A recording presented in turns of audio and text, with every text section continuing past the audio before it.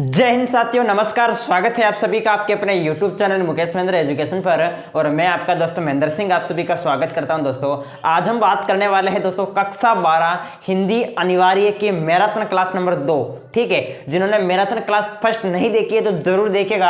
आज हम हिंदी अनिवार्य के अंदर मैराथन क्लास नंबर 2 देखेंगे और पेपर में छपने वाले प्रश्न मोस्ट इंपोर्टेंट क्वेश्चन है ये, इनको आपको अच्छे से याद करना है। 20 क्वेश्चन मैंने आपके सामने लिए हैं। ठीक है, और बिना टाइम गवाए स्टार्ट करते हैं दोस्तों। इससे पहले चैनल पर नए हैं तो चैनल को जरूर सब्सक्राइब करें और अच्छा लगे तो लाइक जरूर करें। ठीक है, चलो स्टार्ट करते हैं। तो आपके सामने यहाँ पर दोस्तों पहला जो क्वेश्चन दे रखा वो ये दे रखा कि भाषा और उपभाषा में अंतर लिखिएगा। प्रश्न पूछा जाएगा आपको कि भाषा और उपभाषा में अंतर क्या है।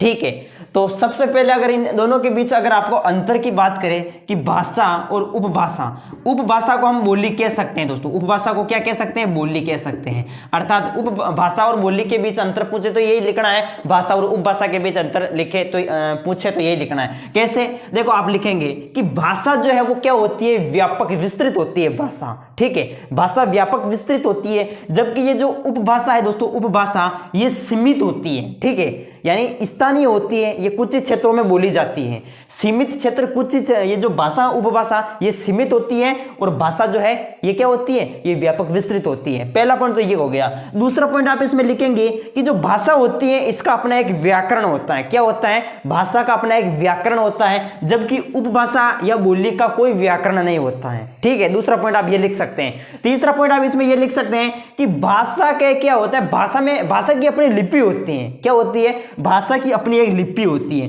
जबकि उपभाषा या बोली की कोई लिपि नहीं होती है। ठीक है, इसके अलावा चौथा पॉइंट भी आप लिख सकते हैं कि भाषा का अपना एक साहित्य होता है। क्या होता है? भाषा का अपना एक साहित्य होता है, उपभाषा या बोली का अपना कोई साहित्य नहीं होता है। अगर इस प्रकार से मैंने जो बोले हैं पॉइंट बाय पॉइंट अगर एग्जाम में आप लिखेंगे तो बिल्कुल दोस्तों आपको पूरे नंबर मिलेंगे। ठीक है, इसी तरीके से आपको लिखना है भाषा और उपभाषा के बीच अंतर, और एग्जाम में आपको पूछा जा सकता है।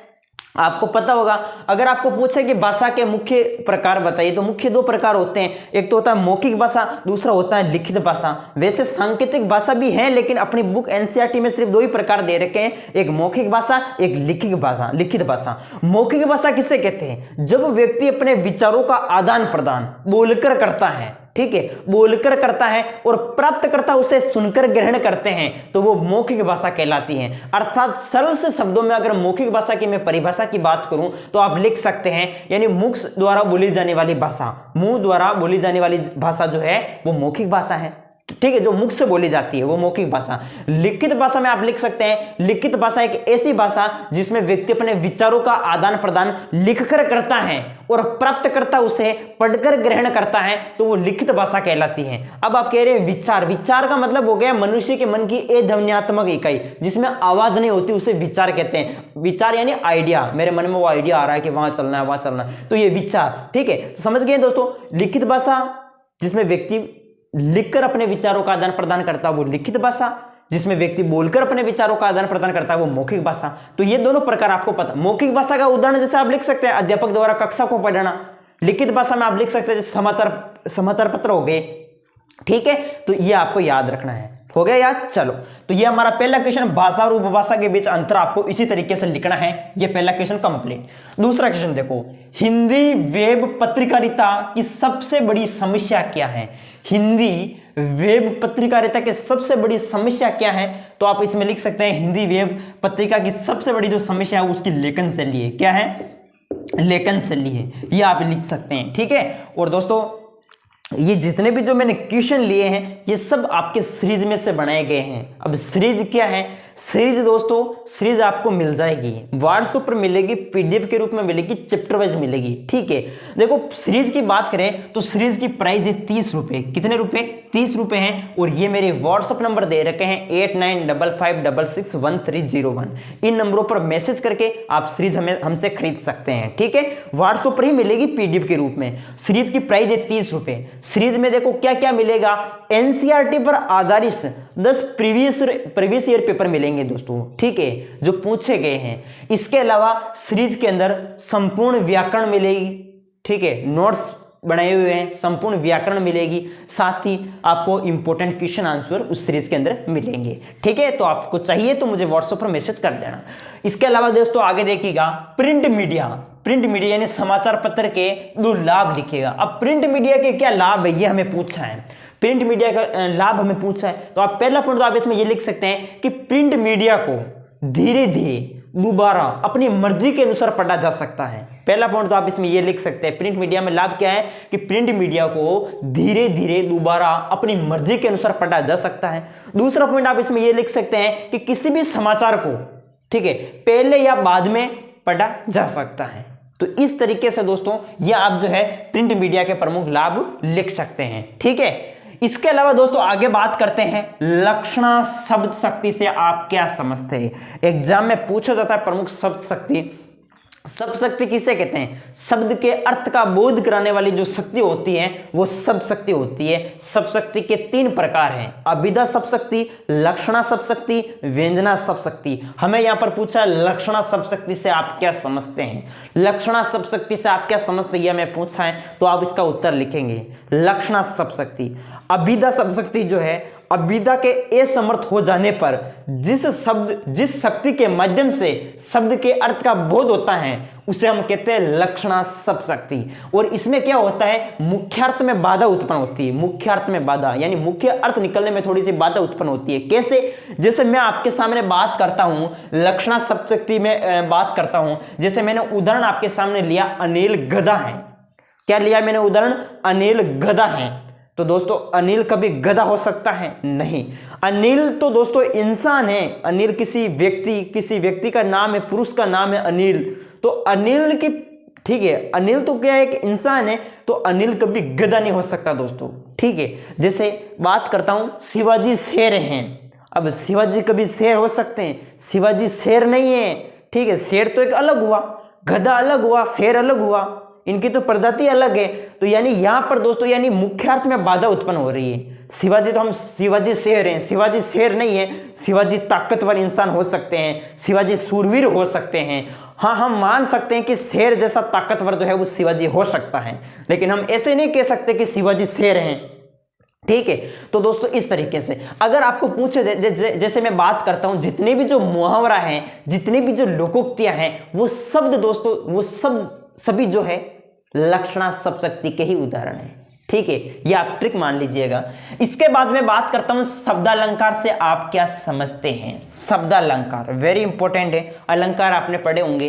अलंकार का वैसे अर्थ होता है आभूषण। अलंकार, अलम प्लस कार, अलम शोभा सजावट, कार मतलब करने वाला, काव्य की शोभा बढ़ाने वाले तत्वों को हम क्या कहते हैं? अलंकार कहते हैं। ठीक है, अब यहां पर पूछा है शब्दालंकार से आप क्या समझते हैं। वैसे अलंकार के 3 प्रकार है, शब्दालंकार, अर्थालंकार और उभयालंकार। यहां पर शब्दालंकार के बारे में पूछा है। शब्दालंकार से आप क्या समझते हैं? जब अलंकार का चमत्कार शब्द के अर्थ में, कहां? शब्द के अर्थ में निहित होता है, तो वहां पर होता है शब्दालंकार। कौन सा अलंकार? शब्दालंकार। याद रखना। और शब्दालंकार के भी दोस्तों आपको पता होगा प्रमुख प्रकार में हम देखते हैं यमक अलंकार, श्लेष अलंकार, ये इसी के, अनुप्रास अलंकार, ये इसी के प्रकार हैं। ठीक है, यमक, अनुप्रास, ये जो अलंकार हुए ना, ये इसी के प्रकार है शब्दालंकार के। नेक्स्ट बात करते हैं, निम्न पारिभाषिक शब्दावली का अर्थ लिखिएगा। आपके सामने एक्टिंग का मतलब हुआ कार्यकारी। एक्टिंग मीन्स कार्यकारी, तो एक्टिंग मीन्स कार्यकारी हो गया। बिल, ये भी एग्जाम में पूछा जाता है दोस्तों। बिल मीन्स क्या होता है? बिल मीन्स होता है विधेयक। क्या होता है? विधेयक। ठीक है, विधेयक। तो एक्टिंग मीन्स होता है कार्यकारी, बिल मीन्स विधेयक। तो ये प्रमुख परिभाषिक शब्दावली मोस्ट है, इसलिए मैंने आपके सामने ली, इनको अच्छे से आपको याद करना है। नेक्स्ट क्वेश्चन है आपके सामने, सांस्कृतिक फीचर से आप क्या समझते हैं। फीचर के वैसे कई प्रकार हैं, यहां पर पूछा है सांस्कृतिक फीचर से आप क्या समझते हैं। ठीक है, किसी भी देश की संस्कृति पर लिखा गया जो फीचर है वो कहलाता है सांस्कृतिक फीचर। वैसे फीचर का मैंने पर्सनल वीडियो डाल रखा है, आप जरूर देखें।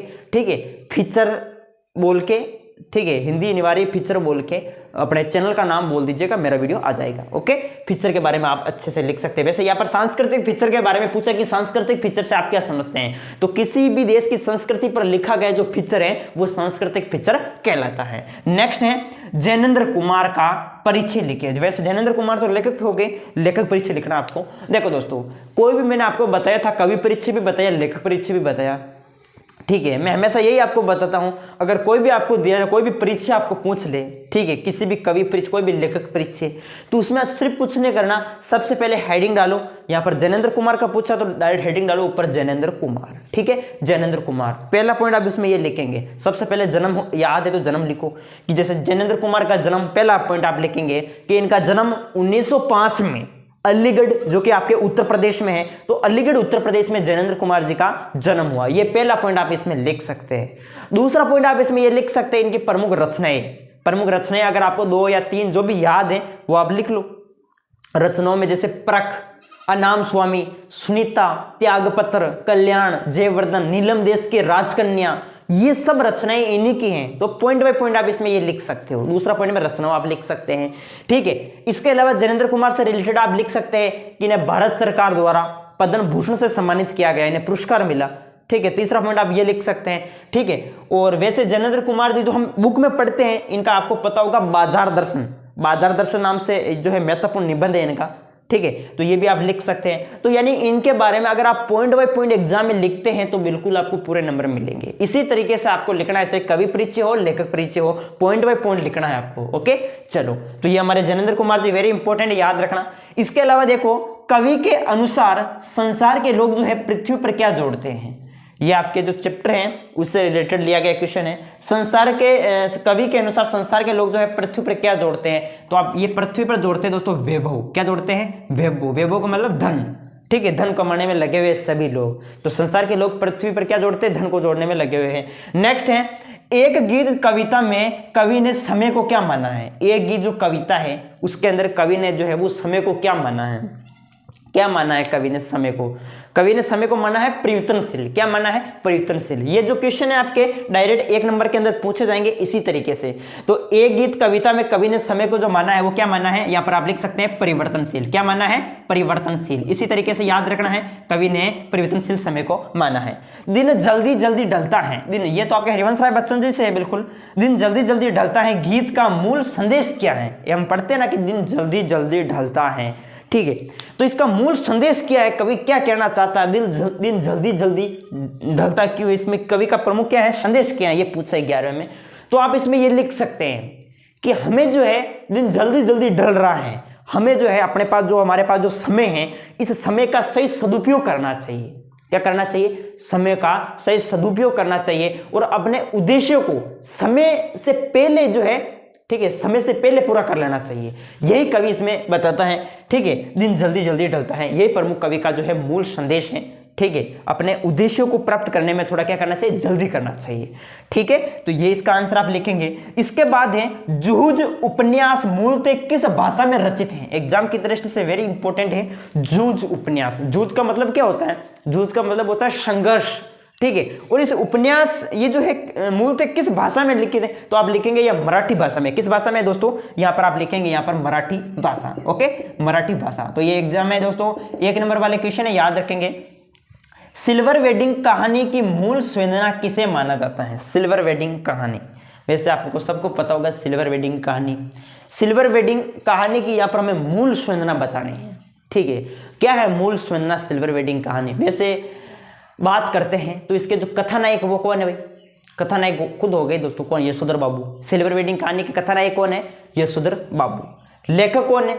मनोहर श्याम जोशी। मनोहर श्याम जोशी इसके प्रमुख लेखक हैं। अब देखते हैं इस कहानी की मूल संवेदना क्या है, सिल्वर वेडिंग कहानी की मूल संवेदना। तो इसमें 2 पीढ़ियों के बीच के अंतराल को स्पष्ट किया गया है, ठीक है। 2 पीढ़ियों के बीच के अंतराल को इसमें स्पष्ट किया गया है। यशोधर बाबू जो है पुरानी पीढ़ी के आदर्शों और मूल्यों से जुड़े हुए हैं, ठीक है। उनके जो बच्चे हैं, उनकी जो पत्नी हैं, वो पाश्चात्य संस्कृति को अपना रही है, ठीक है। अपनी संस्कृति का पतन हो रहा है, वो दूसरी की संस्कृति को अपना रही है। तो इसमें यही बताया गया है, यानी 2 पीढ़ियों के बीच के अंतराल को इसमें स्पष्ट किया गया है, ठीक है, तो यही है सिल्वर वेडिंग कहानी की मूल सूचना किसे माना जाता है। तो इसमें दो पीढ़ियों के बीच के अंतराल को स्पष्ट किया गया है। उसकी यशोधर बाबू तो जो है पुराने तरीके से रह रहे थे और उनकी जो पत्नी है, उनके बच्चे जो है वो पाश्चात्य संस्कृति को अपना रहे थे। ठीक है, इस तरीके से जो है वो संस्कृति का पतन हो रहा था, खुद की संस्कृति का। तो इस तरीके से ये 13 क्वेश्चन हुए। अब देखते हैं 14वां क्वेश्चन। चंद्रगुप्त जो है किसकी नाट्य रचना है? चंद्रगुप्त किसकी नाट्य रचना है? सबको पता है चंद्रगुप्त जयशंकर प्रसाद जी की प्रमुख नाट्य रचना है। किसकी है नाट्य रचना? जयशंकर प्रसाद की। तो आप इसका उत्तर लिख देंगे जयशंकर प्रसाद। किसकी रचना दोस्तों? जयशंकर प्रसाद की। अब देखो ये जो चंद्रगुप्त ये नाट्य रचना है, इसकी स्थापना कब हुई? चंद्रगुप्त नाटक इसकी स्थापना हुई थी 1931 में। ये भी आप याद रखो तो रख लेना, 1931 में इसकी स्थापना हुई। वैसे स्कंदगुप्त नाटक वो भी जयशंकर प्रसाद का ही है दोस्तों, वो भी याद रखें। रिक्त स्थान की हमें पूर्ति करनी, खालिस्तान को भरना है। हिंदी भाषा के परिवार में लगभग खालिस्तान बोलियां हैं, सम्मिलित है। तो इसमें देखो 18 बोलियां सम्मिलित है। कितनी है? 18 बोलियां सम्मिलित है, ये आप लिखेंगे। इसके अलावा अंग्रेजी भाषा की रोमन लिपि है। बिल्कुल आएगा दोस्तों, ये प्रश्न तो 100% है। प्रमुख लिपियों से रिलेटेड लिपि किसे कहते हैं? ध्वनियों को लिखने के लिए जिन चिन्हों का उपयोग भाषा में किया जाता है उसे लिपि कहते हैं। अब देखो अंग्रेजी भाषा की लिपि रोमन लिपि है, हिंदी की लिपि देवनागरी लिपि है, संस्कृत की देवनागरी लिपि है, ठीक है, मराठी की देवनागरी लिपि है, नेपाली की देवनागरी लिपि है ये। इसके अलावा पंजाबी की गुरुमुख लिपि है, ठीक है, अंग्रेजी की रोमन लिपि है। इस तरीके से ये लिपि जो है आपको याद रखनी दोस्तों, प्रमुख लिपि। तो ये मैं जो मैंने बोली वो याद रखना अच्छे से। गंगा जल सा पावन मन है, इसमें अलंकार है।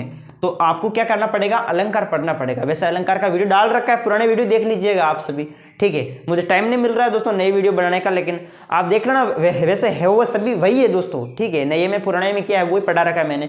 तो अलंकार का वीडियो जरूर देखें। गंगा जल सा पावन मन है, इसमें अलंकार कौन सा है? तो दोस्तों इसमें आपको पता होगा गंगा जल की जो तुलना वो यहाँ पर मन की जो तुलना वो गंगा जल से की है। तो यहाँ पर कौन सा अलंकार हो जाएगा? उपमा अलंकार हो जाएगा। कौन सा अलंकार हो जाएगा? उपमा अलंकार, उपमा अलंकार हो जाएगा, ठीक है, याद रखना। इसके अलावा दोस्तों उषा का जादू टूटने का समय खालिस्तान है। उषा का जादू टूटने का समय खालिस्तान है। तो आप इसमें लिखेंगे दोस्तों सूर्योदय, ठीक है। सूर्योदय आने से क्या हो जाता है? उषा का जादू जो है वो टूट जाता है, ठीक है, ये आप लिख देंगे खालिस्तान में। सिल्वर वेडिंग जो है वो आयोजन किसका था? ये 1 नंबर के अंदर पूछा जाएगा। सिल्वर वेडिंग आयोजन किसका था? तो ये आपके था किसका? यशोधर पंत का। किसका था भाई? यशोधर पंत का, यशोधर पंत का। ये आप लिखेंगे इसका आंसर। बाजारूपण से क्या तात्पर्य? बाजारूपण से क्या तात्पर्य? बाजारूपण, बाजारूपण यानी बेकार की चीजों को आकर्षक बनाकर बेचना, ये कहलाता है बाजारूपण, ठीक है। भक्तिन अपना वास्तविक नाम लोगों से क्यों छुपाती थी? ये आपके जो महादेवी वर्मा है उस चैप्टर से रिलेटेड ये क्वेश्चन लिया है, वेरी इंपॉर्टेंट है। 18वां, उड़ने और खिलने से कविता का क्या संबंध बनता है? ये भी वेरी इंपॉर्टेंट है। और किशनदा की कौन सी छवि यशोधर बाबू के मन में बसी हुई थी? ये शायद मैंने फर्स्ट क्लास में भी ये क्वेश्चन लिया, रिपीट हो गया है। चलो दोस्तों इस तरीके से ये जो क्वेश्चन इनके आंसर आपको सीरीज में मिल जाएंगे, ठीक है, सीरीज में आपको मिल जाएंगे। और सीरीज आप खरीदना चाहते हो तो मेरे ये व्हाट्सअप नंबर दे रखे नीचे, मुझे मैसेज कर देना। सीरीज की प्राइस 30 रुपये है, व्हाट्सएप पर मिलेगी, PDF के रूप में मिलेगी। ओके, मिलते हैं नेक्स्ट वीडियो में। अगर अच्छा लगे तो लाइक करें और चैनल पर नए हैं तो जरूर सब्सक्राइब करें। जय हिंद, जय भारत। ओके।